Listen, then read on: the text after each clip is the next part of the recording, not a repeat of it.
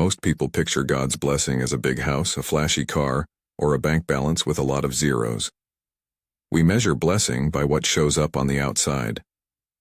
But what if I told you that's a narrow view, and that you may already be blessed in ways that matter much more? If you possess these 5 things, you're truly blessed by God. Not someday, not if you get lucky, right now. Peace, food, a person, another morning. Faith. If this resonates, tap like. 1. Peace in your mind. This is not the same as temporary happiness or the thrill of a weekend. I'm talking about a quiet undercurrent inside you, a calm that holds when circumstances wobble. Picture 2 people. One has a full closet of trophies and sleepless nights, the other has little but sleeps through the storm with steady breath. The Bible calls this the peace of God, which surpasses all understanding. Philippians 4:7. It is a gift that steadies the heart when everything else is uncertain. Application. Notice it. Name it. When worry starts to narrate your life, say quietly, "Thank you for this peace." Guard it like you would guard a fragile trust. That might mean turning off the news for a while, choosing rest over productivity, setting boundaries with the voices that steal your calm. If you have this peace, you are blessed, and it's worth protecting. 2. Food on your table today. This blessing is painfully simple and profoundly real. A cooked meal, a loaf of bread, a child's bowl filled tonight. These are not small things when hunger exists nearby. There are families who go to bed with empty plates. There are children who sleep hungry while we scroll past photos of abundance. Jesus taught us to pray, "Give us this day our daily bread." Matthew 6:11. That prayer is a recognition that daily provision is both practical and sacred. Application. Pause and be grateful for what you ate or will eat today. Gratitude is not pretending need doesn't exist. It's a discipline that opens generosity. If you are able, consider giving a meal, donating to a food pantry, or bringing a simple dish to a neighbor. Protect this blessing by remembering it came through God's provision and through hands around you. 3. Someone who would pick up if you called at 2 a.m.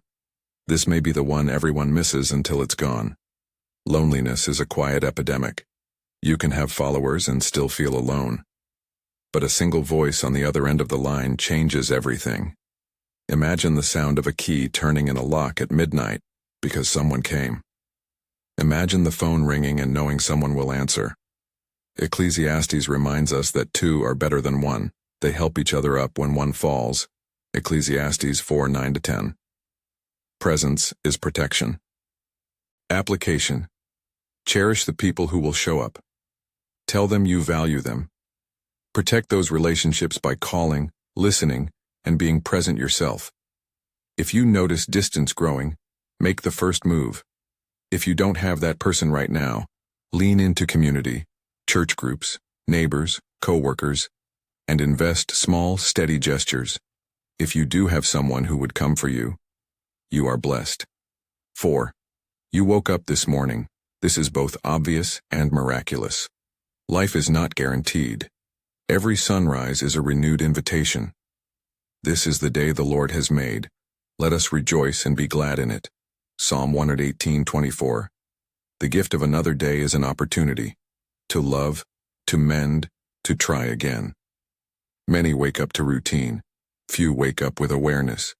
But waking is a sign that God hasn't closed the book on you. Application. Use your morning. You don't have to climb a mountain. Small things matter. A moment of prayer, a purposeful choice to be kind, a phone call to someone who needs to hear your voice. Treat the day like a holy gift. If today feels heavy, remember that waking is the first line of grace, and it demands nothing of you but presence. 5. You still have faith. Even the tiniest thread counts. Jesus said that if you have faith as small as a mustard seed, you can move mountains. Matthew 17:20. Faith is not a magic wand that grants every wish. Instead, it's a lifeline that reorients the heart, gives courage in the dark, and allows us to see meaning where despair wants to blind us. Faith multiplies what is already there. It turns small acts into lasting change. Application. Nurture that faith. Read a verse that steadies you. Tell someone about what you believe. Join a community where questions are welcomed. If your faith feels fragile, celebrate the fact that it is still present and therefore alive. Even a whisper of belief is a blessing, and a seed that, when watered, will grow.